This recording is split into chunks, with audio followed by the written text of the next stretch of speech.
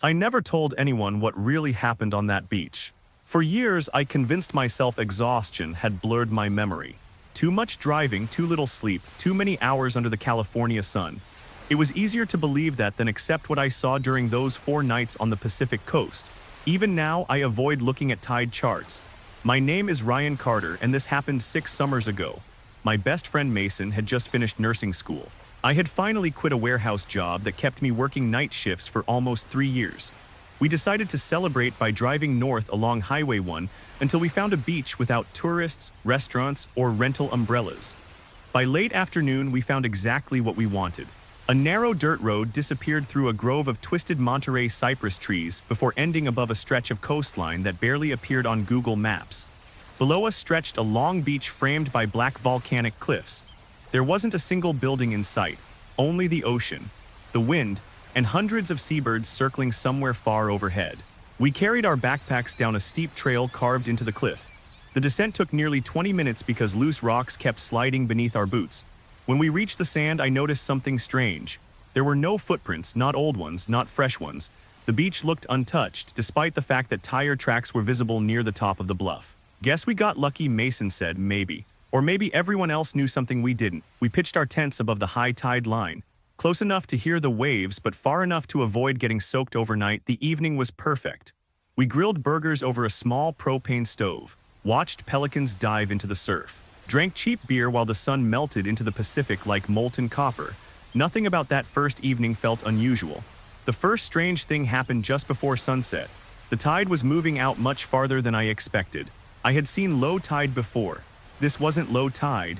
The ocean seemed to peel itself away from the shoreline, exposing hundreds of yards of wet sand covered with rocks, tide pools, patches of seaweed, and long dark ridges that looked almost like buried walls. Curiosity got the better of us. We grabbed our flashlights and walked after the retreating water. Every few minutes, the shoreline revealed something new. Old fishing ropes tangled around driftwood, rusted anchors, broken lobster traps, the skeleton of what looked like a small sailboat half buried beneath layers of sand. We kept walking.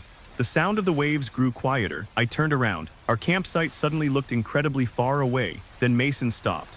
Ryan, his voice carried strangely across the empty beach. He pointed ahead. Something stood alone in the middle of the exposed seabed. At first, I thought it was another rock. As we got closer, I realized it wasn't. Stone steps, 5 wide granite steps descending into the sand, nothing connected to them.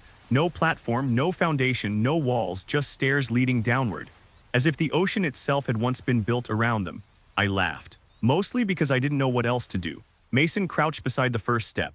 The granite felt smooth, not weathered, not cracked. It looked cleaner than the rocks surrounding it. Someone had carved shallow grooves along each edge. I brushed away wet sand from the bottom step. Another step appeared, then another. The staircase continued beneath the sand. Old military bunker. I guessed. Mason shook his head. No concrete. He tapped the stone with his flashlight. Way older. We took pictures. Every single one turned out blurry. Not out of focus. Blurry. The staircase remained perfectly recognizable. Everything around it looked smeared, as though the camera had moved during the exposure. We climbed back before darkness. Neither of us mentioned the stairs again. That night I woke up because something tapped the side of my tent. 3 slow knocks, tap, tap, tap. I assumed Mason needed something. I unzipped the tent. Nobody stood outside. The beach stretched empty beneath the moonlight. Then I noticed the ocean. The tide had returned. Almost. A strip of exposed sand still separated the waves from the cliffs, and standing at the very edge of the water was the staircase, not where we found it. Closer, much closer. I blinked. The moon disappeared behind clouds. When the light returned, the staircase was gone. The next morning, Mason looked terrible. Dark circles under his eyes. He barely touched breakfast. Finally, he admitted he'd heard knocking too, except it hadn't come from outside. He said the sound came from underneath him, directly beneath the sand. Neither of us laughed this time. Around noon, curiosity dragged us back. Low tide arrived again. The staircase had moved. Yesterday it had stood nearly 600 yards from shore. Today it was perhaps 400. The stone looked identical. Same grooves, same smooth surface, same impossible angle, only now more of it was exposed. We counted 13 visible steps. The last disappeared into complete darkness. I threw a pebble inside. No sound came back, not immediately, not after 10 seconds, not after 30. Mason found a piece of driftwood almost 8 feet long. He lowered it carefully. The wood slipped from his hands, vanished, not fallen, vanished, like something below had quietly pulled it away. Neither of us said a word while walking back. That evening, thick fog rolled across the coastline. Visibility dropped to maybe 30 feet. The surf became invisible. You could hear waves crashing, you just couldn't see them around midnight. I heard footsteps, bare feet, walking slowly around my tent. Crunch, pause, crunch. I held my breath. The footsteps stopped beside the entrance. A shadow appeared against the thin nylon wall. Whoever stood there wasn't moving. Minutes passed, then a voice whispered, "Wrong tent." It sounded exactly like Mason. I answered without thinking. Mason silenced then. From nearly 50 yards away, the real Mason shouted my name. I burst out of the tent, his flashlight beam bounced wildly across the fog. He was running toward me from the shoreline, completely out of breath. He grabbed my shoulder. "We have to leave." "What happened?" "I followed someone." "What?" "I thought it was you." He kept looking over his shoulder. "I watched you walk toward the water." "I've been asleep." "I know." Neither of us slept again. Morning couldn't arrive fast enough. The third low tide exposed almost the entire staircase. 27 visible steps. This time we saw something else. Footprints. They began at the bottom step. Not leading toward it, leading away. Bare human footprints, perfectly preserved. They crossed nearly 200 feet of wet sand, before ending abruptly, nothing beyond them. As though whoever made them simply disappeared. Mason wanted to leave immediately. I agreed. We packed in less than 50 minutes. Loaded everything into the truck. The engine wouldn't start, battery completely dead. It had been brand new. No lights, no dashboard, nothing. Cell service was gone too. The nearest road was over 10 miles away. We had no choice but to wait. That afternoon the fog returned, denser than before. The air smelled different, not salt, not seaweed, cold stone like the inside of an abandoned tunnel. As sunset approached, the ocean began retreating again, earlier than it should have. We watched from the cliff. The staircase emerged once more, except this time, someone was sitting halfway down, a man, back turned toward us, wearing dark clothes soaked with seawater, perfectly still. Mason raised his binoculars. After only a few seconds, he lowered them. His face had gone completely pale. "What?" He didn't answer. I took the binoculars. The man wasn't facing away anymore. He was looking directly at us. I never saw him turn around. He simply already had. Even through the binoculars, I couldn't make out his face. Only darkness where features should have been. Then he lifted one arm, slowly, not waving, pointing toward us. The next thing I remember is Mason grabbing my backpack. We ran, didn't stop until sunrise. When we returned to the truck, the engine started immediately. As if nothing had happened, we drove away without speaking. 3 hours later, we stopped for gas while paying inside the station. I noticed a framed aerial photograph hanging on the wall, the same coastline, taken decades earlier. The cashier saw me staring. "Beautiful place," he said. "You camp there often?" He frowned. I wouldn't. Why? He hesitated. "My grandfather used to fish there." He pointed toward the picture. "They closed that beach after the lighthouse collapsed." "I didn't see a lighthouse." "You wouldn't. It fell into the ocean in 1978. I looked closer. There it was, near the base of the cliff, a stone lighthouse beside it. A wide granite staircase leading down toward the water. Only this staircase didn't stop at the beach. It continued far beneath the surface of the ocean. I asked if I could photograph the picture. The cashier nodded. I took 3 photos. Later that evening, I checked my phone. All 3 images were blurred except for one detail. Standing halfway down the staircase was a single man, dark clothes, bare feet, looking directly into the camera. The timestamp printed beneath the photograph read, June 14, 1972. The cashier had been standing beside me while I took the picture, but when I zoomed into the staircase, I recognized the man immediately. It was Mason. Wearing the same gray hoodie he had packed for our trip, I called him before I even left the parking lot. His number had been disconnected. His apartment was empty. The landlord told me Mason had moved out almost 8 months earlier. No forwarding address, no emergency contact. The nursing school had no graduate by that name. Every photograph from our trip had changed. Every single one showed only me, except for the last picture. The one I never remember taking. I was standing alone beside the staircase, smiling, and someone behind me had already started climbing up. I still wake up whenever I hear a rescue whistle. It doesn't matter whether it comes from a swimming pool, a movie, or a kid playing with a cheap plastic toy. For one split second, I always smell salt in the air. Then I remember the beach, and the man who never looked at the ocean. My name is Ethan Brooks. This happened 8 years ago, during what was supposed to be the last family vacation before my younger sister left for college.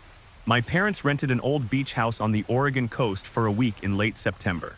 Summer was over. Most tourists had already gone home. The weather forecast promised clouds every day and temperatures just warm enough to keep the rain away. Mom loved places like that. She always said empty beaches felt more honest. The house stood alone on a grassy bluff overlooking the Pacific. White paint peeled from the wooden siding. Several shingles were missing from the roof, and every window rattled whenever the wind picked up. There were no neighboring houses, no hotels, no souvenir shops, just miles of gray sand stretching in both directions until the coastline disappeared into the fog. The owner lived in Portland. We never met him. He left a key inside a rusted mailbox and a handwritten note on the kitchen table. Most of it was ordinary: Wi-Fi password, trash collection day, emergency numbers. One sentence had been written separately at the bottom: if you hear a whistle after sunset, stay inside until morning. Dad laughed. Probably trying to scare tourists, the paper ended up under a bowl of fruit before lunch. That afternoon, my sister Emma and I walked down to the beach while our parents unpacked groceries. The tide was low. Wind pushed ribbons of sea foam across the sand. Hundreds of tiny sandpipers darted along the shoreline, disappearing every time a wave rolled in before returning seconds later. It felt peaceful, almost too peaceful. After 10 minutes, Emma stopped walking. There, she pointed south. A lifeguard tower stood almost half a mile away. It looked strangely modern compared to everything else around it. Bright white, red rescue float hanging from one side, metal ladder. A man sat on the platform. Even from that distance, I could tell he wore the familiar red sweatshirt and shorts. Binoculars rested against his chest. He faced inland, toward the beach, not the water. That's weird, Emma said. Maybe he's watching for hikers. I shrugged. It seemed reasonable enough. Still, during the next hour, we never saw him move. Not once. That evening, I asked the property owner about the lifeguard tower. He sounded confused. There isn't one. I saw it. No. Long pause. What color was it? White. Another pause, then he quietly asked, you didn't walk south after dark, did you? It wasn't dark. Good. He changed the subject immediately afterward. The next morning, the tower was gone. The beach looked completely empty. I assumed fog had hidden it the previous day. Then Emma asked exactly what I had been thinking. Did they remove an entire lifeguard tower overnight? Dad smiled. Maybe you two found the wrong beach. We laughed, but neither of us believed that. On our third day, the weather changed. Heavy fog rolled across the ocean before noon. Visibility dropped so low the horizon disappeared completely. The Pacific no longer looked like water. It looked like blank white space. Around 3 in the afternoon, I heard a whistle, one short blast, far away, then another. Mom looked toward the beach. Someone swimming. Dad stepped outside. There isn't anyone. He was right. The shoreline below us was empty, still. The whistle continued. Every 30 seconds, always the same sharp note, always coming from somewhere inside the fog. It finally stopped just before sunset. That night, Emma couldn't sleep. Around 11, she knocked on my bedroom door. I think someone's outside. I looked through the upstairs window, nothing. Then another whistle echoed across the dunes. Closer this time, Dad opened the front door before Mom could stop him. Cold wind rushed inside. The whistle sounded again, very close. Dad stepped onto the porch. I watched from behind him. The beach below looked empty, until lightning flashed somewhere far offshore. For less than a second, I saw the tower. It stood exactly where it hadn't existed 5 minutes earlier. The lifeguard was still sitting there, still facing inland, still ignoring the ocean. Lightning faded, everything disappeared again. Dad came back inside shivering. There wasn't anyone. He locked the door. Mom pulled the curtains shut. No one mentioned the whistle again. The next morning, I walked down alone. Curiosity has a way of winning when daylight makes everything seem reasonable. The beach stretched empty beneath thick clouds. Then I noticed footprints, one set, deep boot prints. They began near our staircase leading down the bluff, walked across the sand, stopped beneath where the tower had appeared. No return prints, just one direction. I followed them anyway. The last footprint ended beside a weathered piece of driftwood. Nothing else, no tower. No lifeguard, no explanation. While walking back, I spotted something buried beneath wet sand, a metal whistle attached to a faded red cord. The brass had turned almost black with age. When I picked it up, it felt warm, warmer than my hand. I should have thrown it away. Instead, I slipped it into my pocket. That evening, the whistle disappeared. I searched every pocket, every backpack, every room, gone just before midnight. I heard it 3 floors below my bedroom window. One short blast. I looked outside. The whistle hung around the lifeguard's neck again. He stood this time. For the first time since we'd arrived, he wasn't looking toward our house. He was staring at the dunes behind it, as if something there demanded all of his attention. Then another figure emerged from the fog. Far inland, not from the ocean, a woman. She walked slowly across the beach without leaving footprints. Long dark dress dragging across the sand, head lowered, arms hanging loosely at her sides. The lifeguard raised one hand, not toward her, toward us. A warning. The woman never reached the tower. She dissolved into the fog before crossing halfway. The lifeguard remained standing until sunrise. By morning, both figures were gone. I finally told my parents everything. Dad admitted something he hadn't mentioned. The first night after hearing the whistle, he had looked through binoculars. He only got one clear look before fog swallowed the tower again. The lifeguard wasn't watching the beach. He was watching our house, specifically the upstairs windows, mine. That afternoon we drove into the nearest town. An old bait shop sat beside the marina.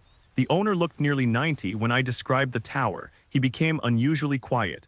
I figured someone would see him again eventually. He disappeared into a back room and returned carrying an old newspaper folded inside plastic. The front page showed rescuers searching rough surf. The headline read, "Lifeguard missing during mass rescue July 18, 1989. According to the article, 12 swimmers had been caught in an unexpected rip current. 11 survived. The lifeguard entered the water one final time and never came back. His body was never recovered." I pointed to the accompanying photograph. It was him, same face, same broad shoulders, same whistle, same binoculars. The old man noticed where I was looking. He saved everyone except himself, so why is he still there? The old fisherman slowly folded the newspaper. "You're asking the wrong question." "What should I ask?" He looked directly into my eyes. Why has he never once looked at the ocean? We left before he answered. That night the fog was thicker than ever. You couldn't see 10 feet beyond the porch. Around 1 in the morning, the whistle screamed. Not one blast, dozens, rapid, urgent, continuous. Dad threw open the curtains. The tower stood directly below the house, closer than it had ever been. The lifeguard wasn't sitting anymore. He was pointing toward our backyard, toward the dark pine trees behind the house. Then, for the first time, he turned his head, not toward the sea, toward us. His expression wasn't angry. It wasn't frightening, it was desperate. Behind him, something enormous rose silently out of the fog inland, not from the Pacific, from the forest. At first I thought it was another bluff, then it took one slow step. Trees disappeared behind its legs. It moved without making a sound. The lifeguard blew the whistle again and again, warning us, not calling us, warning us. Dad yelled for everyone to get downstairs. We never looked back. We spent the rest of the night locked inside the bathroom with every light turned off. Just before dawn, everything became silent. No wind, no waves, no whistle, nothing. When daylight returned, the tower had vanished, so had our footprints around the house, as if nobody had ever rented it. We packed within 20 minutes while loading the car. I noticed fresh boot prints leading away from the porch, only one set. They crossed the yard, passed through the open gate, ended at the edge of the forest. There were no return tracks. I've never gone back. Last winter I found an old coastal documentary online. It included aerial footage of that same beach from only 2 years ago. No tower, no buildings, nothing unusual. I paused one frame because something caught my eye near the center of the beach. A tiny red figure stood alone, facing inland, watching the forest. The comments beneath the video were mostly ordinary, except for one. It had been posted 11 years earlier by an account that no longer exists. It simply read, "If you can see the lifeguard, don't watch what he's watching. He's the only thing standing between you and whatever is trying to reach the beach." The strangest part wasn't finding the fourth tent. It was realizing that my friends genuinely believed it had been there the entire trip. I've spent 4 years trying to convince myself that what happened on that beach was the result of exhaustion. Too many hours behind the wheel, too much beer around the campfire, too little sleep. None of those explanations survive for very long because I still have the photograph, and every time I look at it, someone different is standing beside me. My name is Jake Miller, and this happened during the last camping trip I ever took. It started in Northern California, about 30 miles south of the Oregon border. 4 of us had planned a long weekend away from work. Nothing fancy, just a hidden beach, a couple of tents, fishing gear, and enough food to avoid driving back into town. There was me, my best friend Ethan, his girlfriend Sarah, and our old college roommate Tyler. We left Sacramento before sunrise, stopping only once for gas and coffee. By late afternoon, we turned off Highway 101 onto a dirt road that looked like it hadn't been graded in years. Branches scraped both sides of Ethan's truck. The farther we drove, the quieter everything became. Cell service disappeared first, then radio stations. Eventually, even the GPS gave up, replacing the map with a gray screen and a blinking location marker that refused to move. Tyler joked that we'd driven off the edge of civilization. At the time, it actually felt good. The road ended at the top of a rocky bluff overlooking the Pacific. The view was worth every mile. Dark cliffs curved around a crescent-shaped beach nearly half a mile long. Waves rolled lazily across wet sand, leaving behind ribbons of white foam that disappeared almost as quickly as they formed. Seabirds drifted overhead without making much noise, carried by the wind instead of fighting it. There wasn't another person anywhere. Exactly what we'd been hoping for. The hike down took about 15 minutes. The trail zigzagged through thick coastal brush before opening onto the sand. The first thing I noticed was how clean the beach looked. No footprints, no driftwood fires, no empty bottles, not even tire tracks near the cliffs. It looked less like a place people visited and more like somewhere they accidentally overlooked. We chose a flat section of sand just above the high tide line, close enough to hear the waves but far enough that we wouldn't wake up floating. By sunset, we had 3 tents standing in a rough semicircle around a stone fire ring someone had built years earlier. Mine, Ethan's, and the larger tent Sarah and Tyler shared. The evening passed exactly the way camping trips usually do. We grilled burgers, argued over whether the Giants had any chance of making the playoffs, watched the last orange light disappear beneath the horizon. Someone found an old deck of cards buried in a backpack, and we played until the fire collapsed into glowing coals. By midnight, the temperature had dropped enough that we all headed for our tents. The wind picked up sometime after 2. I woke because something kept slapping against the side of my tent, not loudly, just a slow, steady rhythm, flap, flap, flap. At first I assumed one of the guy lines had come loose. I reached for my flashlight, unzipped the entrance, and crawled outside. The beach was washed in pale moonlight. Clouds drifted across the sky just quickly enough to make everything seem like it was breathing. Our campfire had burned down to black ash. The 3 tents stood exactly where we'd left them. Then I looked toward the shoreline. There was another one. A small blue backpacking tent stood maybe 50 yards away, only a few feet above the incoming waves. I frowned. I was certain it hadn't been there before. Someone must have arrived after we'd gone to sleep. That happens sometimes. People looked for isolated beaches to avoid crowded campgrounds. Still, something about it felt wrong. The sand around the tent was perfectly smooth, no footprints, no drag marks. No signs that anyone had carried equipment across half a mile of open beach. The fabric moved gently in the breeze. A zipper pull tapped against one of the poles. Metal, plastic, metal, plastic. I started walking toward it before common sense caught up with me. Halfway there I stopped. A sound came from inside, not movement, not someone turning over in a sleeping bag. It sounded like fingers slowly sliding across the inside of the tent wall. One long scrape, then another, from the bottom of the fabric all the way to the top. The sound stopped. I stood there listening, nothing. Finally, I turned around and went back to my tent. I didn't tell myself it was probably an animal. I didn't tell myself I had imagined it. I simply decided I wasn't curious enough to unzip someone else's tent at 2 in the morning. When I woke a few hours later, sunlight flooded the beach. The blue tent was gone. I walked to the shoreline before anyone else climbed out of bed. The tide had gone out, leaving behind a broad stretch of damp sand. There wasn't a single footprint, not ours, not anyone else's. It looked as though the beach had erased the entire night. When Ethan finally wandered over carrying 2 mugs of instant coffee, I pointed toward the water. "Did you see another camper last night?" He looked where I was pointing. "No, there was a blue tent." He shrugged. "Maybe they left early, there weren't any tracks." He took a sip of coffee before answering. "Waves probably washed them away." Maybe, except the tide had never reached the place where the tent had been. I knew that because the sand was still dry. Sarah climbed out next, stretching her arms above her head. Tyler followed a minute later. Still half asleep, neither of them had seen another camper. The conversation ended there, at least for a while. The day was perfect. We spent hours exploring tide pools beneath the cliffs, finding purple sea stars, tiny crabs, and an octopus that disappeared into a crack before Ethan could take a picture. By late afternoon, the wind had died completely. The Pacific became strangely calm, not flat, just quieter. Even the gulls had disappeared. As sunset approached, Sarah stopped walking. "Guys." She was staring toward the center of our campsite. "There are 4 coffee mugs." I looked down. She was right. 4 dirty mugs surrounded the fire. One belonged to me, one to Ethan, one to Sarah. The 4th was an old green enamel mug. None of us recognized it. Tyler picked it up. The coffee inside was still warm. The 4 of us stood around the fire without saying anything. The mug wasn't buried in the sand. It wasn't covered in dew. It looked like someone had set it down only a few minutes earlier. Ethan turned it slowly in his hands. No logo, no initials. Sarah added. Tyler laughed, but it sounded forced. "So somebody forgot a coffee mug. Big deal, it isn't that," I said. "It's warm." He reached out and touched the side. The smile disappeared from his face. It wasn't just warm, it was almost too warm to hold. We searched the campsite after breakfast. Not because we believed someone was hiding nearby, but because none of us liked unanswered questions. We checked behind the driftwood piled against the cliffs between the dunes. Around the narrow trail leading back to the truck. Nothing, no sleeping bags, no backpacks, no fishing gear, no footprints except our own. Around noon, we climbed back to the bluff to grab another cooler from the truck. Halfway up the trail, I looked back. From that height, our camp looked tiny. 3 tents, 3. I stopped walking. "Do you guys see that?" Tyler turned first. "What?" "Our tents." "So, there are only 3. Ethan frowned. "There have always been 3. I know, no," he said. "I mean there are 3 because there are 4 of us." His answer made perfect sense.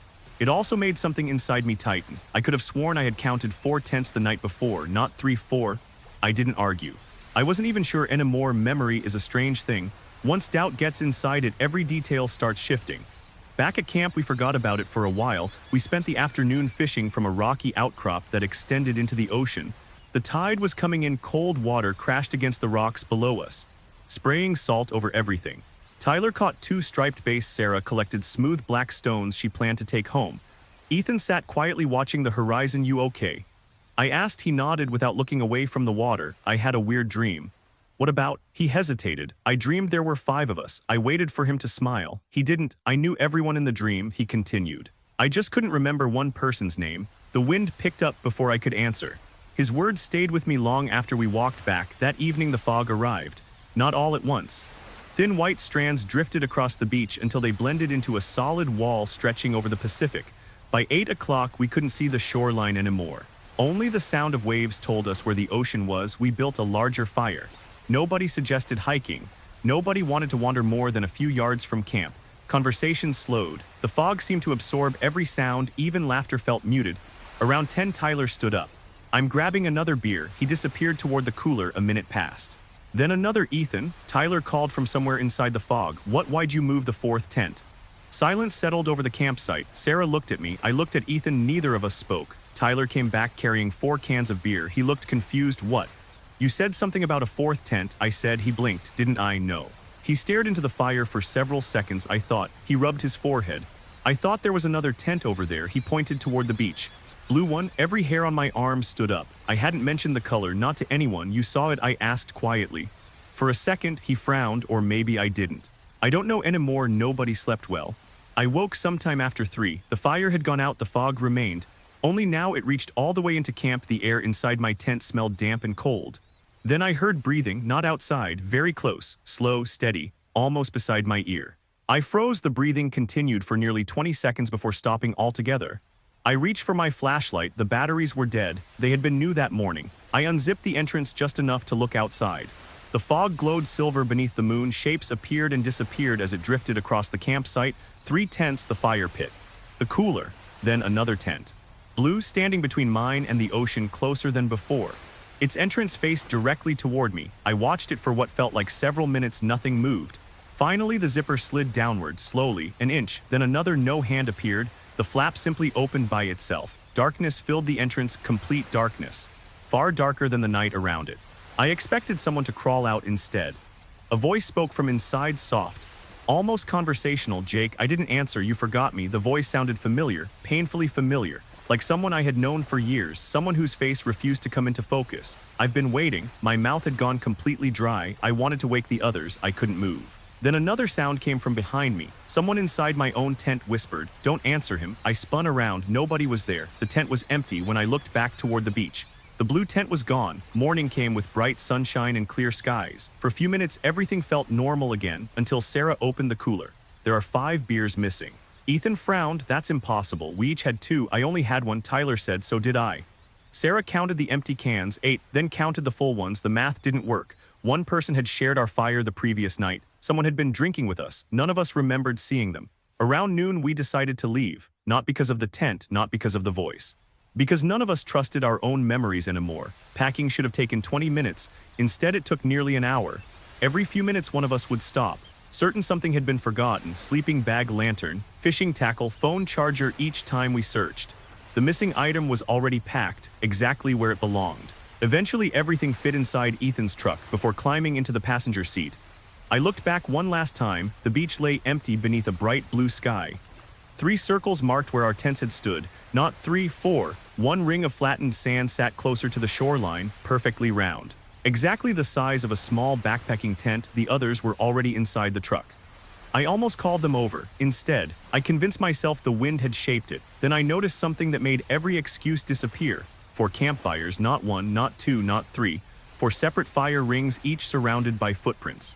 As though 4 different camps had occupied the beach at the same time. Only one of them had no tracks leading away. We drove away just after 1 in the afternoon. No music, no jokes. No one argued over where to stop for lunch like we usually did after camping trips. The truck rolled slowly along the dirt road, branches scratching both sides. As we climbed away from the coast, I kept looking into the passenger side mirror. The beach disappeared behind the cliffs after less than a minute. For reasons I still can't explain, I felt relieved, then I realized something. None of us had taken a single group photo. That had never happened before. Every trip we'd ever taken ended the same way. Someone complained about looking exhausted. Someone else insisted on taking one more, and we'd leave with 20 nearly identical pictures. This time, nothing. Did anybody get any photos? I asked. Sarah held up her phone. I took a few tide pools. So did I. Ethan said. Tyler shrugged. My battery died yesterday. I opened my gallery while the truck bounced over potholes. There were plenty of pictures. The cliffs, the sunset, our fishing spot, the campfire, the tents. I stopped scrolling. Tents, what about them? Ethan asked. I enlarged the photo. 3 tents stood around the fire, exactly as they should, except there were 4 camping chairs. One of them sat empty, facing the ocean. I zoomed in farther. A green enamel mug rested beside the empty chair. My stomach tightened. When did we bring 4 chairs? Nobody answered. I looked up. All 3 of them were staring at me. What? Ethan frowned. We only brought 3. I turned the phone toward him. Then whose chair is this? He looked at the screen for several seconds. I don't. His voice faded. I didn't even notice it. Sarah leaned forward between the seats. It's just an extra chair. No, I said, it isn't ours. The truck hit another bump. My phone slipped from my hand onto the floor. By the time I picked it up again, the chair was gone. The picture now showed only 3 tents, 3 chairs, 3 mugs, as though it had always looked that way. I didn't mention it again. About an hour later, we reached the highway. Cell service returned almost immediately. Notifications flooded every phone in the truck. Missed emails, sports scores, weather alerts. Everything felt normal again until Tyler frowned at his screen. That's weird. What? My mom texted me yesterday, so I don't have a mom. The words hung in the air. Sarah laughed nervously. Very funny. Tyler looked genuinely confused. No. He rubbed his forehead. He stopped speaking altogether. A minute later, he shook his head. Forget it. No one brought it up again. We stopped for gas outside Crescent City, while Ethan filled the truck. I went inside to grab coffee. The convenience store was almost empty. An older man stood behind the register reading a newspaper. He glanced toward the parking lot. You boys camping? Yeah, down the coast. I nodded. He folded the paper. Hidden beach below Black Gull Bluff. I felt a chill. How'd you know? He shrugged. Not many places to camp around here. Then he asked something that caught me completely off guard. How many of you made it back? I smiled awkwardly. All 4. He stared at me for a long moment, then quietly said, that's good. Nothing more. When I walked back outside, Ethan had already started the engine. The drive home took another 6 hours. By the time I reached my apartment, it was almost midnight. I carried my backpack inside, took a shower, and collapsed into bed. The nightmare started immediately. Not monsters, not violence, just the beach. Every dream ended the same way. 4 tents, 4 campfires, 4 chairs, someone laughing beside me. Every morning I forgot the person's face before I finished breakfast. After a week, life slowly returned to normal, or at least I thought it had.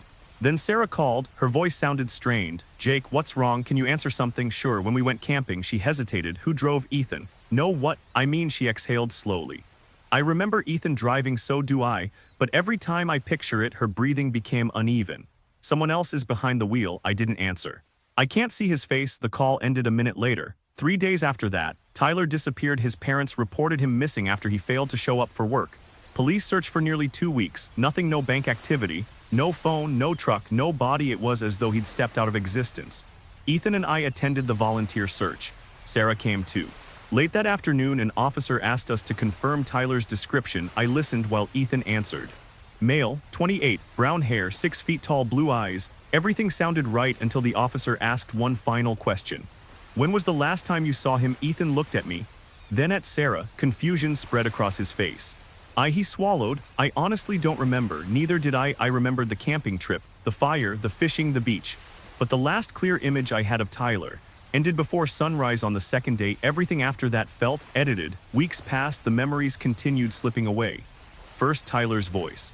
Then the color of his truck. Then where we'd met in college. One evening, I opened an old photo album from our graduation. He wasn't in it. Not a single picture. I searched social media. Nothing. Every profile had vanished.